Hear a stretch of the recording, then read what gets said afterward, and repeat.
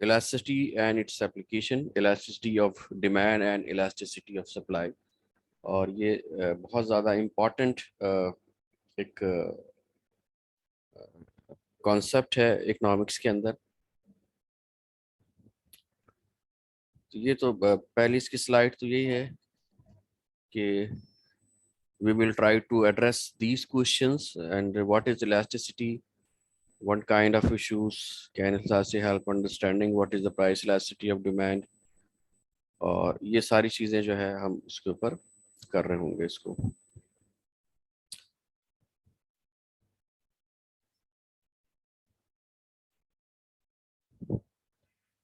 अब इसमें थोड़ा सा एक सिनेरियो है जिसके ज़रिए से ये आपको एक्सप्लेन किया गया है कि what is elasticity is all about। you design website for local business, for example कि जो आपकी प्रोडक्ट है, जो आपका बिजनेस है, वो आप क्या करते हैं, लोगों की वेबसाइट डिज़ाइन करते हैं, वेबसाइट कंस्ट्रक्ट करते हैं, एंड जो आप उसकी प्राइस चार्ज करते हैं वो $200 किसी एक वेबसाइट की है। और जो आपका एक जो प्रोडक्शन है फॉर से कि जनाब वो आपकी पर मंथ 12 वेबसाइट्स है। ठीक है, अब आप कह रहे हैं कि जनाब सिनेरियो ये है कि कॉस्ट जो है बढ़ रही है।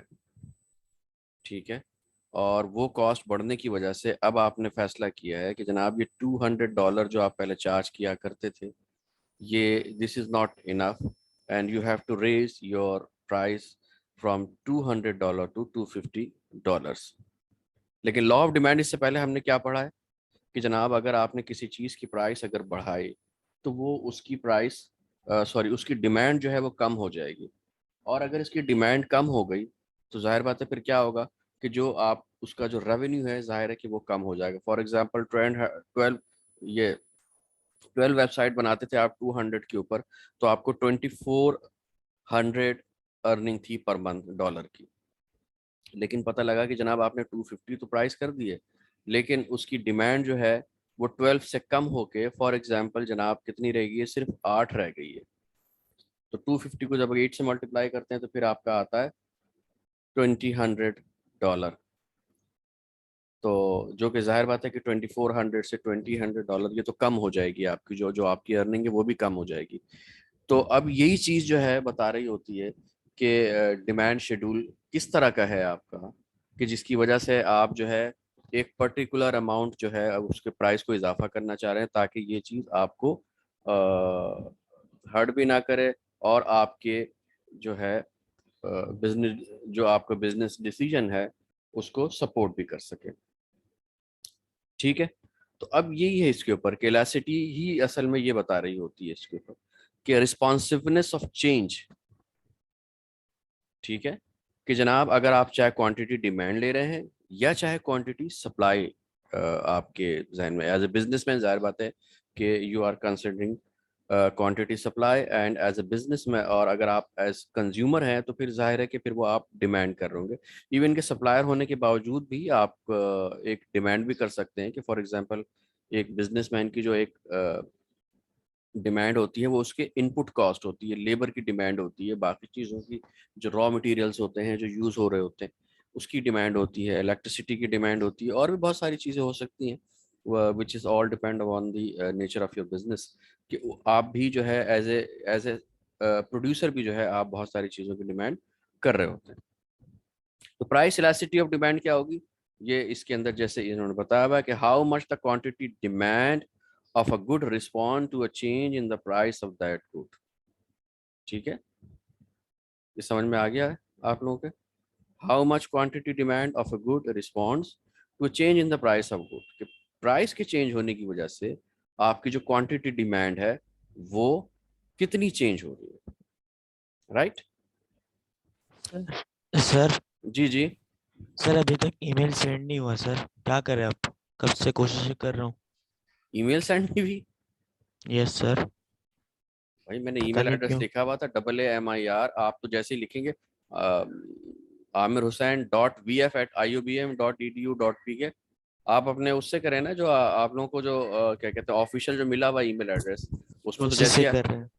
जैसे ही आमिर लिखेंगे नाम तो आ जाएगा उसके ऊपर। मैं तो बहुत सारे आ गए हैं। अभी मैं यही चेक कर रहा था, मेरे पास अपने मोबाइल के अंदर मैं देख रहा हूँ, तो मेरे पास तो बहुत सारी इमेज आई हुई है।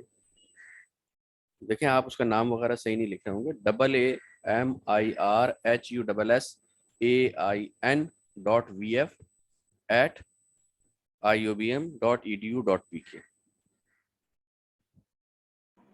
ओके सर जी। जी जी।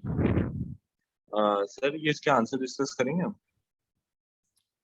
ये पहले थोड़ा सा हो जाए जरा सी, ये क्योंकि ये बीच में मैं नहीं करना, मैं आंसर बिल्कुल डिस्कस करूंगा इसको, उससे रिलेटेड है ये सर चीज। ये वाली स्लाइड जो आपने लगाई हुई है रिपीट कर सकते हैं। अभी जो है, जी जी, नहीं नहीं, इससे पहले वाली। हाँ क्या जी, कर, क्या सर इसको दोबारा? रिपीट कर सकते हैं। जी जी, इसमें देखें सिर्फ ये आपको इलास्टिसिटी की आपको डेफिनेशन बताई हुई है कि व्हाट इज इलास्टिसिटी। जाहिर है कि इलास्टिसिटी, जो डिमांड या सप्लाई चेंज होने के कई फैक्टर्स हो सकते हैं, ठीक है। उसमें से एक फैक्टर जो है सबसे पहले जो इधर बताया हुआ है वो प्राइस का बताया हुआ है कि what is price elasticity of demand, कि अगर आपकी डिमांड जो है वो चेंज हो रही है बिकॉज ऑफ प्राइस, तो वो जो है प्राइस इलास्टिसिटी ऑफ डिमांड कहला रही होगी। और this is actually how much the quantity demanded of a good respond to a change in the price of that good. ठीक है ना? तो अब ये है कि जनाब, अगर प्राइस सिर्फ चेंज होती है तो उस प्राइस के चेंज होने की वजह से आपकी डिमांड जो है उसका रिस्पॉन्स क्या होगा, वो कितनी चेंज होगी। चेंज तो होगी, लेकिन ये देखना होगा कि कितनी चेंज होगी, राइट। अब इसको उन्होंने इस तरह से इसमें एक ग्राफ के जरिए से मैं समझाता हूँ। तो for example, at the moment आपकी जो है ये एक इक्विलिब्रियम पॉइंट है, कोई सा भी एक अलोंग द डिमांड कर्व, जो यहाँ, क्योंकि हम सिर्फ डिमांड की बात कर रहे हैं, अब यहाँ पे डिमांड सप्लाई दोनों को मिक्स करके हम बात नहीं कर रहे हैं यहाँ पर, ठीक है। तो लॉ ऑफ डिमांड तो यही कहता है कि the price, there is a negative relationship between price and quantity. अभी आपका पॉइंट है जहां पर प्राइस P1 है और क्वांटिटी Q1 है। अब प्राइस बढ़ जाती है, राइट। प्राइस बढ़ी तो साथ साथ क्वांटिटी इसकी कम हो गई। अब इसमें कहा यह गया है कि फॉर एग्जांपल कि प्राइस आपकी 10% से बढ़ी है, लेकिन जो क्वांटिटी, जो डिमांड आपकी कम हुई है, वो किस लिहाज से कम हुई है? ये 15% से कम हुई है। तो अब ये जो इसका फॉर्मूला है price elasticity of demand, percentage change in quantity demand divide by percentage change in price. तो क्वांटिटी डिमांड कितनी चेंज हुई है? 15%। प्राइस कितना चेंज हुआ था? 10% के चेंज होने की वजह से ये जो चेंज हुआ है 15%। और यहाँ पर ये नेगेटिव साइन जाहिर है कि आएगा, और ये जो नेगेटिव साइन आएगा ये इस चीज को बता रहा होगा कि there is a negative relationship between these two variables which is demand, quantity demand and price. तो इसका आ रहा है जो आंसर वो 1.5 आ रहा है। तो अब आप ये समझ लें कि किसी का भी अगर इलास्टिसिटी की वैल्यू, इलास्टिसिटी जो हम मेजर्स कर रहे हैं उसकी वैल्यू अगर 1 से ग्रेटर है, तो वो यूजुअली क्या कहलाता है? कि वो इलास्टिक डिमांड ही कहला रहा होता है, ठीक है। तो ये है यहाँ पर, इस पर यहाँ पर उन्होंने सिर्फ ये क्योंकि नेगेटिव साइन को जो है क्या कहते हैं अभी हमने हटा दिया यहाँ पे, ताकि जो है ये सिंप्लिसिटी के लिए, समझाने के लिए था ये, राइट। तो इलास्टिसिटी का नंबर जो होगा वो तो ये होगा, लेकिन साइन जो है उसके रिलेशनशिप को जाहिर कर रहा होता है कि अगर यहाँ पर अगर यही चीज सप्लाई होती, सप्लाई और प्राइस के दरमियान जो जो रिलेशनशिप होता है पॉजिटिव होता है, तो जाहिर बात है कि फिर यहाँ पर जो चीज आती है वो पॉजिटिव आ रही होती है, ठीक है। अच्छा जी। Sir percentage. लेकिन बेसिकली मतलब क्या है इस चीज का? जी। बेसिकली इसका मतलब क्या है, ये जो आपने पीछे बताया ना, इसका ये जो इलास्टिसिटी, इसका मतलब क्या है बेसिकली, अगर ये हाँ परसेंटेजेस से आप कंपेयर करके बताएं। जी जी, देखें ये इसी तरह से आप अपने डिसीजंस लेते हैं ना, और बिजनेस का एक अपना डिसीजन होता है कि जनाब कि ये प्राइस के साथ बहुत ज़्यादा सेंसिटिव है जो हमारी प्रोडक्ट जो मार्केट में बेची जा रही है, ठीक है। और कि अगर हमने प्राइस थोड़ी सी बढ़ाई तो उसकी डिमांड पर बहुत ज़्यादा फर्क आ जाएगा, ठीक है। तो इसी लिहाज से फिर आपके डिसीजन जो है वो हो रहे होते हैं कि जनाब, उसके बाद में हम बताएंगे कि रीजंस जो है वो क्या हो सकती हैं, क्यों इतना ज़्यादा किसी चीज़ में इलास्टिसिटी होती है, किसी की इलास्टिसिटी बहुत कम क्यों होती है, ठीक है। तो ये बस एक सर और सिंपल। दूसरा जी, जी एक चीज में समझ नहीं आई, ये नेगेटिव क्यों होगा? नेगेटिव अभी बता रहा हूँ, उसके ऊपर आ जाएगा ये, नेक्स्ट स्लाइड के अंदर आप देखेंगे इसके ऊपर, ठीक है। ये क्या होता है, and value divide minus start value, ठीक है। ये सबसे पहले तो एक परसेंटेज निकलेगा आपकी किसी भी चीज का, ठीक है। और एंड वैल्यू किस तरह से होगी, जैसे फॉर एग्जांपल ए से बी के ऊपर गए ना आप, सिर्फ प्राइस के अंदर देखते हैं हम। प्राइस में पहले प्राइस क्या थी 200 और एंड वैल्यू क्या है 250। अगर हम 200 में से 250 को माइनस करेंगे तो जाहिर बात है क्या चीज आ जाएगी, ये नेगेटिव वैल्यू आएगी, ठीक है। इसी तरह से इसका जो स्टार्टिंग पॉइंट ये है, सॉरी ये इसका स्टार्टिंग पॉइंट जो है 200 था, ये बढ़ के 250 हुआ है, ठीक है। तो ये कौन सी वैल्यू हो गई, ये पॉजिटिव हुआ ना, 200 से बढ़ के 250 हो गया। लेकिन अगर हम क्वांटिटी की तरफ जाते हैं कि पॉइंट ए के ऊपर पहले 12 था, लेकिन अब ये क्वांटिटी डिमांड जो है वो कम हो गई, दैट्स डिक्रीज फ्रॉम 12 टू 8, तो ये क्या हो गया, ये नेगेटिव हो गया, ठीक है। तो and value minus start value, जो हम जो डिफरेंस देख रहे होते हैं उसको इस तरह से जो है हम कर रहे होते हैं। भाई इस एग्जांपल के अंदर क्या है कि प्राइस आपकी जो है वो इसके अंदर पॉजिटिव चेंज है, 200 से बढ़ के 250 हुई है, तो ये कितना है 25% है, ठीक। और इसी तरह से जो क्वांटिटी है वो कितनी है, यहाँ पर क्वांटिटी में जो आया है चेंज वो -33 का आया है, कि 12 से 8 हुई है। और वो किस तरह से होगी कि हम क्या करेंगे, and value 12 sorry and value 8 है, 8 माइनस 12, राइट, तो कितना हो जाएगा ये -4 हो जाएगा, divide by start value, start value क्या है 12 है, 4 डिवाइड बाय 12 ये कितना होगा 0.33। अगर आप इसको 100 से जब मल्टीप्लाई करेंगे तो वो कितना हो जाएगा 33% कहला रहा होगा वो, तो ये -33% जो है कहला रहा होगा। अगर आप जाते हैं कैलकुलेट करते हैं इलास्टिसिटीज को from point A to point B, अब जब हमने इसको डिवाइड किया कि change in quantity demand that is 33% and due to change in price जो कि 25% थी, तो आपकी वैल्यू आ रही है 1.33। लेकिन अगर आप इसका थोड़ा सा रिवर्स देखते हैं, रिवर्स क्या है कि फॉर एग्जांपल ये जो पॉइंट बी है, तसव्वुर करें कि ये पॉइंट ए है और ये पॉइंट बी है, स्टार्टिंग पॉइंट जो है अब बी है और जो एंड पॉइंट है वो आपका ए है। तो अब क्या होगा इसके अंदर कि प्राइस क्या हो रही है, इस केस के अंदर प्राइस अब कम हो रही है, स्टार्टिंग पॉइंट 250 से 200 पे आ गया। जब 250 से 200 पे आया और हमने इसकी परसेंटेज कैलकुलेट की तो 250 माइनस 200 ये कितना हो गया आपका 50 आया, divide by start value, start value 250 है, तो फिर क्या आंसर आ रहा है इसका -20%, ठीक है। इसी तरह से ये जो है आपका स्टार्टिंग पॉइंट है अब, कि जब आपकी क्वांटिटी डिमांड ये 8 थी और वो अब बढ़कर 12 हो गई है, तो इट मींस कि जनाब के एंड पॉइंट आपका 12 है और स्टार्ट पॉइंट आपका यहाँ पर 8 है। 12 माइनस 8 इज इक्वल टू 4 जो कि +4 होगा, 4 डिवाइड बाई 8 ये कितना हो गया 50%, ठीक है। तो ये आपका आंसर जो आ रहा है 50/20 2.5%। अब इसमें देखिए डिफरेंस क्या है, डिफरेंस इसके अंदर ये आ रहा है कि देखिए दोनों एक ही डिमांड शेड्यूल है आपका, ये दोनों पॉइंट हैं वो भी सेम है, लेकिन सिर्फ चेंज क्या हुआ है, एक स्टार्टिंग पॉइंट जो पहले था एक ये एंड वैल्यू थी, और दूसरे केस में क्या है कि ये जो है एंड वैल्यू नहीं है बल्कि ये स्टार्टिंग वैल्यू है और ये एंड वैल्यू है। तो जाहिर है कि इसका आंसर तो वैसे तो सेम आना चाहिए था, लेकिन जब हम इसको कैलकुलेट करते हैं तो जाहिर बात है कि क्या हो रहा है, यहाँ पर जो वैल्यू आ रही है वो 1.33 आ रही है और यहाँ पर जो वैल्यू आ रही है 2.5 आ रही है। इट मीन्स कि जनाब जब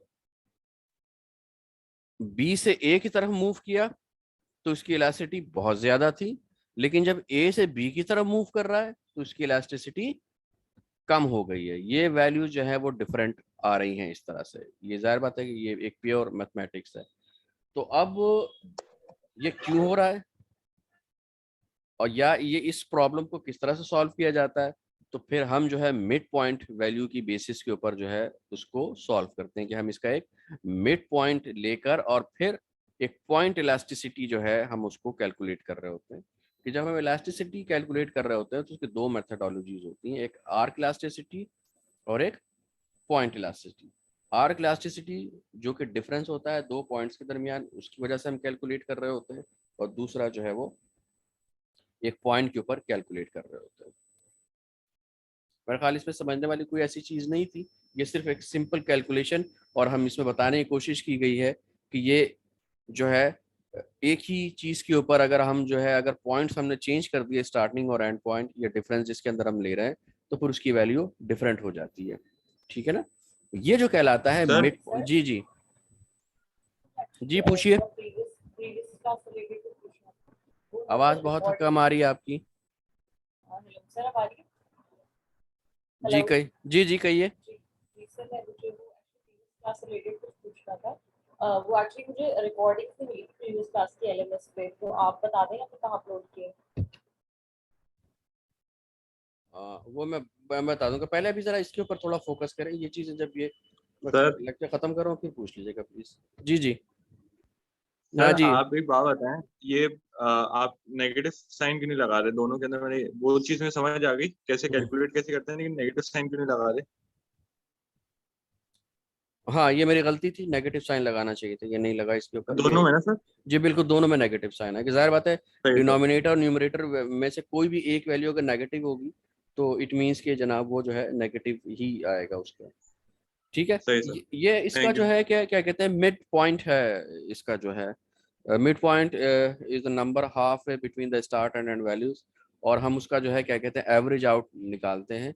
तो उसमें जो इकोनॉमिस्ट ने इसका जो जो तरीका जो किया है वो ये है कि जो डिवाइड करेंगे वो मिड पॉइंट से करेंगे।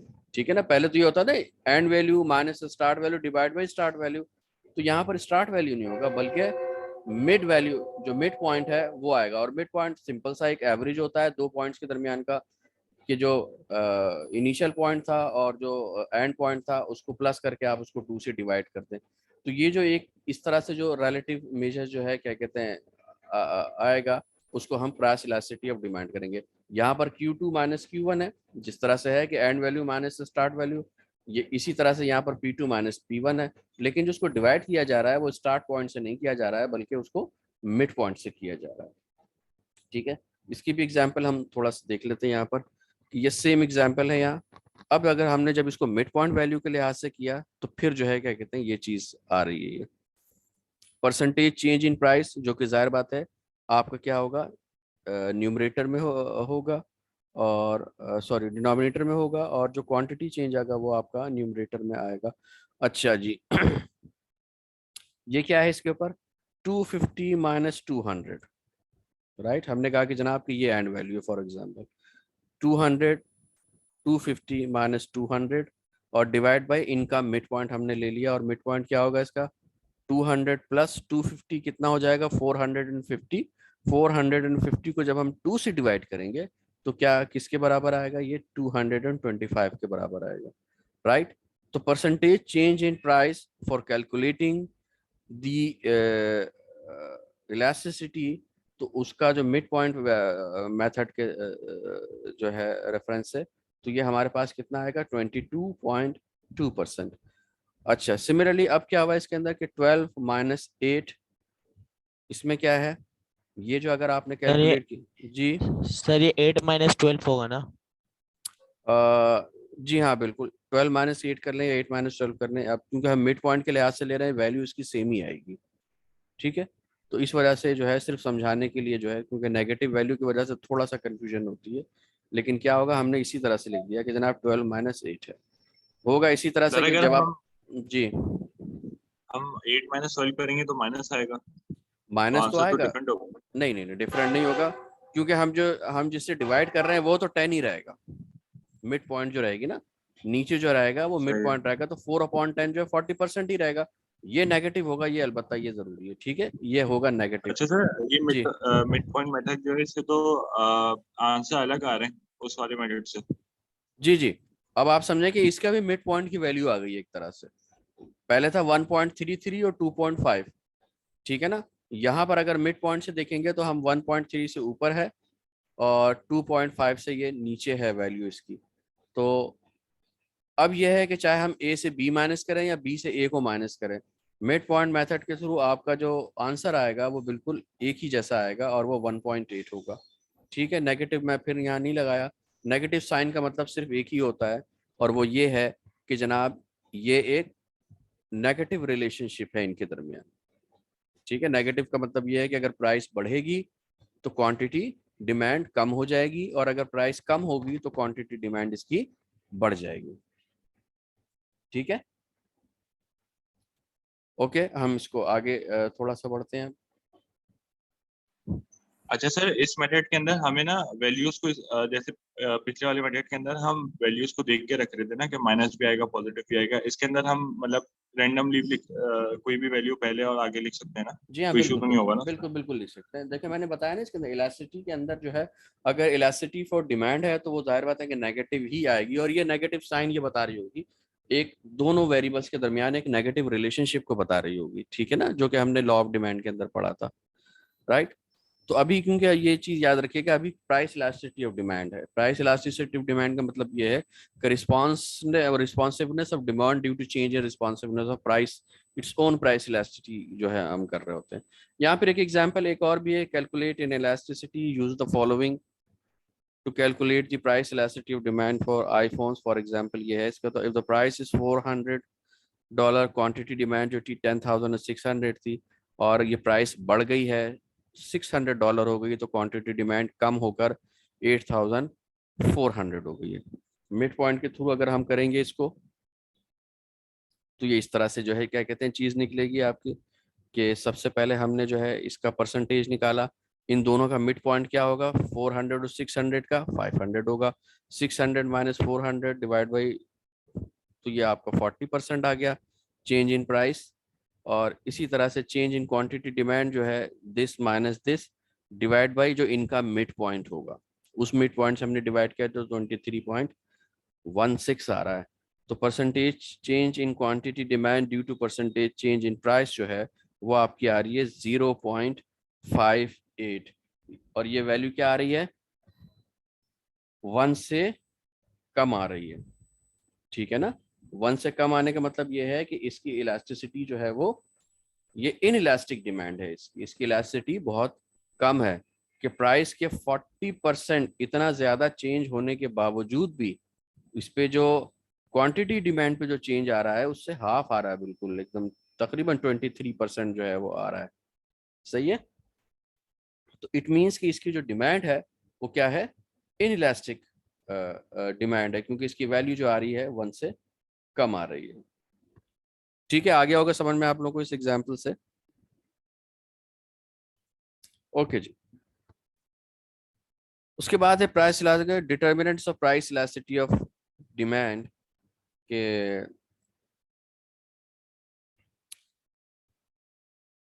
ये नीचे के determinants of price elasticity of demand जो है ये, suppose prices of both goods rises by 20%, such goods that the highest price elasticity of demand by, ये इसको छोड़ें, इसको ये कुछ चीजें और भी हैं।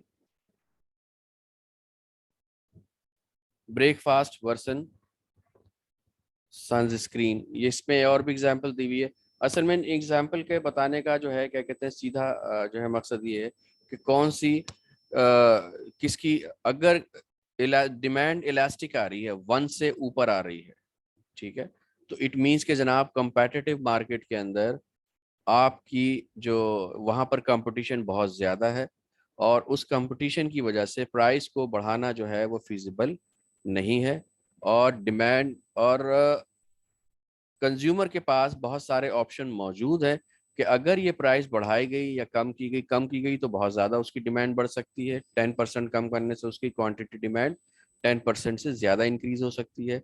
इसी तरह से अगर प्राइस आपने 10% से बढ़ा दी तो फिर जो उसकी डिमांड भी जो हो जाएगी बहुत ज़्यादा वो कम हो जाएगी।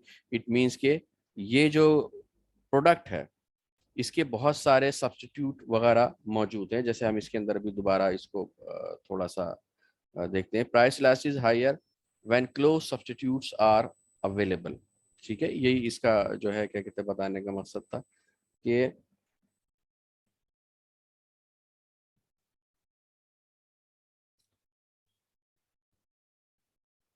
अगर सब्स्टिट्यूट, क्योंकि अगर आपने प्राइस बढ़ाई तो इट मीन्स कि आपके पास इसका एक और ऑल्टरनेट मौजूद है। जैसे कि बहुत सारी चीज़ों के अंदर होता है कि फॉर एग्जांपल कि कोई क्लोज सब्स्टिट्यूट जो है वो कौन सा हो सकता है कि जैसे हम कहते हैं कि टमाटर की प्राइस अगर बहुत ज़्यादा बढ़ जाएगी तो एक सर्टेन अमाउंट के बाद जो है फिर लोग शिफ्ट हो जाएंगे और वो दही जो है ख़रीदना शुरू कर देंगे। जैसे ये एक इसका सब्स्टिट्यूट जो है वो मौजूद है जो कि बिल्कुल एक डिफरेंट प्रोडक्ट है लेकिन वो आपस में एक दूसरे के सब्स्टिट्यूट भी हैं। वैसे सब्स्टिट्यूट कुछ और भी जो है हो सकते हैं।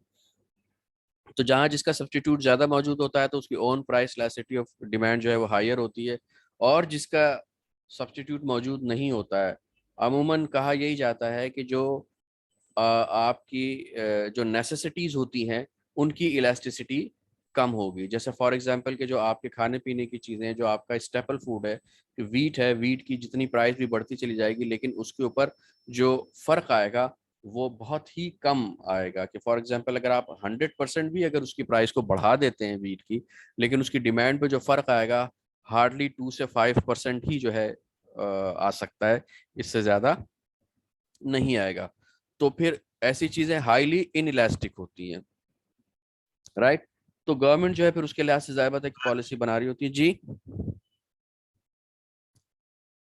कुछ कह रहे हैं आप? तो आपका कहने का मतलब है अगर कोई सब्स्टिट्यूट नहीं होगा तो अगर किसी चीज का सब्स्टिट्यूट नहीं होगा तो उसकी डिमांड सेम ही रहेगी, उसकी डिमांड पे नहीं कोई नहीं इफेक्ट नहीं होगा मतलब। नहीं, डिमांड पे इफेक्ट आएगा क्योंकि ऐसा नहीं है कि बिल्कुल 100% आप कहते हैं कि बिल्कुल भी जो है क्या कहते हैं फर्क नहीं आएगा। अ, ये कुछ सर्टेन लेवल्स होते हैं, यहाँ पर मुख्तलिफ इनकम ग्रुप्स के लोग होते हैं, तो उनकी इनकम ग्रुप की हर किसी की जो है क्या कहते हैं कि इलास्टिसिटी ऑफ डिमांड जो होती है वो थोड़ी सी डिफरेंट होती है। इसी वजह से जब हम मार्केट डिमांड कर्व किसी चीज़ का बना रहे होते हैं तो वो कभी स्ट्रेट लाइन नहीं होती है, वो डिफरेंट होती है।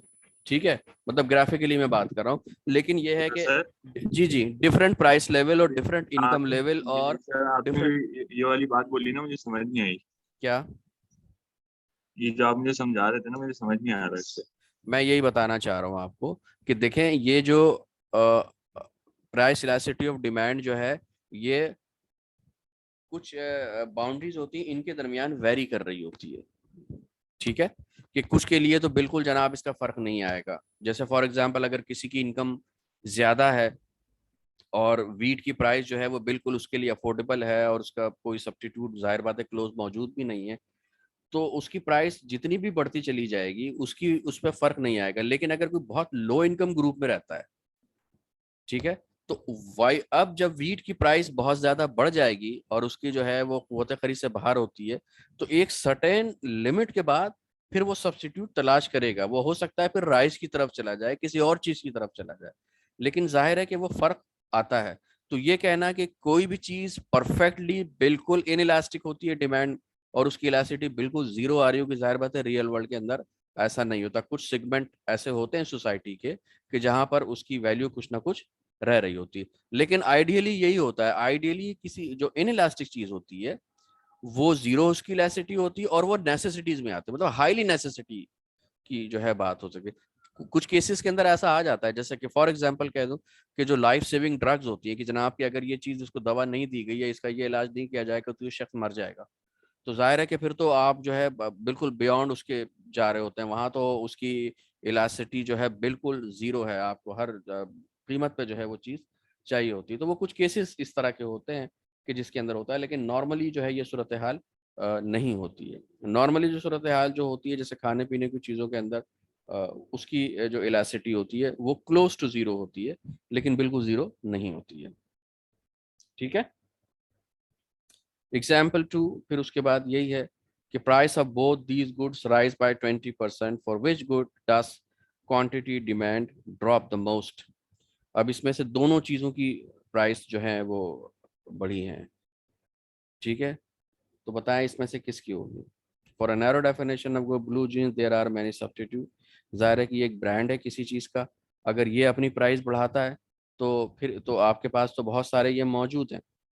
ठीक है ना, राइट। आ रही बात समझ में। लेकिन यहाँ जो सब्स्टिट्यूट है क्लोथिंग के, उसके तो जाहिर बात है कि वो बहुत कम जो है वो अवेलेबल है। क्लोथिंग एक ब्रॉडर, एक जाहिर है कि इसमें सब चीज़ें ही आ जाती हैं कि अगर आप टेक्सटाइल क्लोथिंग की बात कर रहे हैं तो उसका जो है उसकी अगर ओवरऑल देखा जाएगा तो उसकी इलास्टिसिटी बहुत कम होगी, लेकिन इसकी इलास्टिसिटी जो होगी वो ज़्यादा होगी ब्लू जीन्स की। अगर ब्लू जीन्स की बहुत ज़्यादा कीमत बढ़ जाती है तो एक ब्रांड आप फिर दूसरी साइड पर चले जाते हैं। ठीक है, इसी तरह से इंसुलिन है और यच है। इंसुलिन की जो होगी अगर प्राइस बढ़ाई जाएगी तो भी उसकी क्वांटिटी डिमांड पर जो है वो इतना फर्क नहीं आएगा।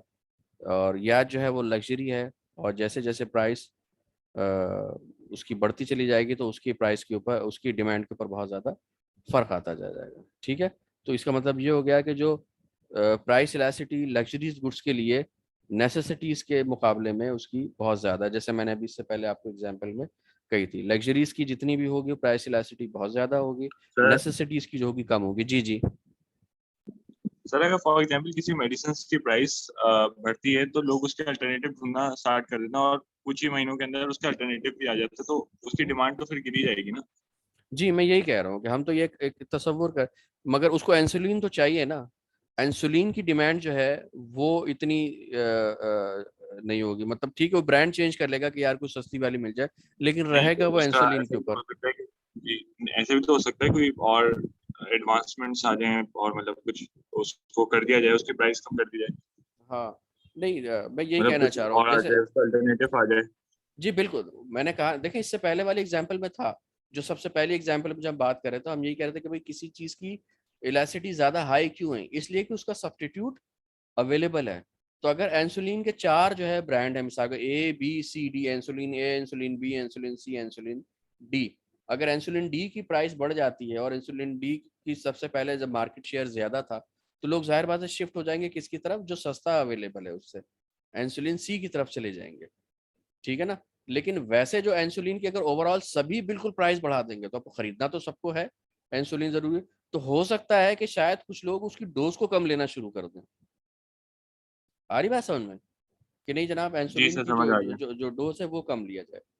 तो लग्जरीज के ऊपर जो है उसकी प्राइस, लग्जरीज की जो है वो उस पर ज़्यादा इफेक्ट आता है। और सॉरी, लग्जरीज की जो है ये ज़्यादा होती है आपकी इलास्टिसिटी, और नेसेसिटीज की जो होती है वो ज़रा कम होती है। फिर एग्जाम्पल 4 है गैसोलीन है in the short run versus gasoline in the long run. मैं इसको ऐसे ही छोड़ देता हूँ, आप लोग इसको देख लीजिएगा। ठीक है, ओके जी। अब हम आ जाते हैं इसके कंक्लूजन के तरफ। Variety of demand curves. Demand curve is elastic if price elasticity of demand is greater than 1। ठीक है, सिंपल सी एक ये बात होगी कि इसका मतलब ये है कि इलास्टिक डिमांड किस चीज की, अगर किसी चीज की प्राइस की elasticity of price elasticity of demand अगर किसी भी प्रोडक्ट की 1 से ज्यादा है तो इसका मतलब है कि उसकी डिमांड इलास्टिक है। और अगर उसकी प्राइस जो है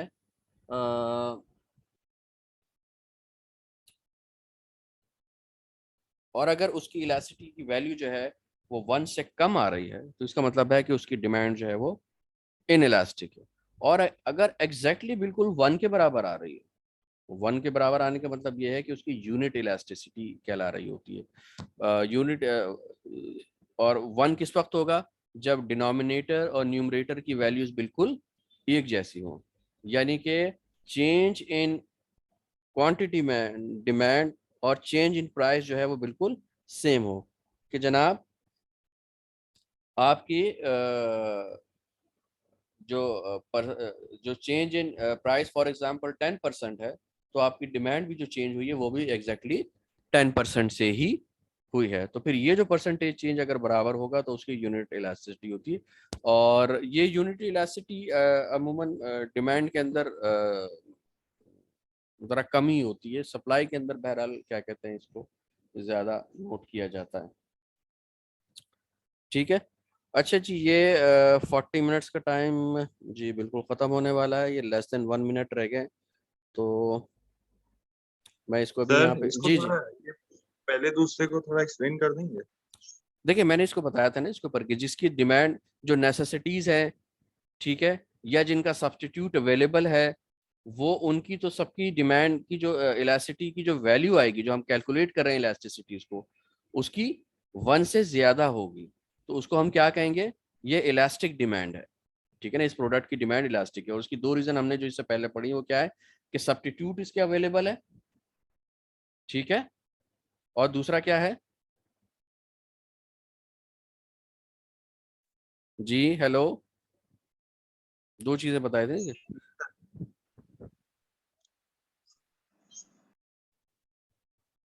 और इनइलास्टिक क्यों होगी, कि जनाब इसकी मतलब ये है कि ये इसकी सब्स्टिट्यूट मौजूद है और ये लग्जरी गुड्स हैं, और ये, या उसका दूसरा है कि लग्जरी है ये, तो उस वजह से उसकी इलास्टिसिटी जो होगी वो ग्रेटर देन 1 होगी।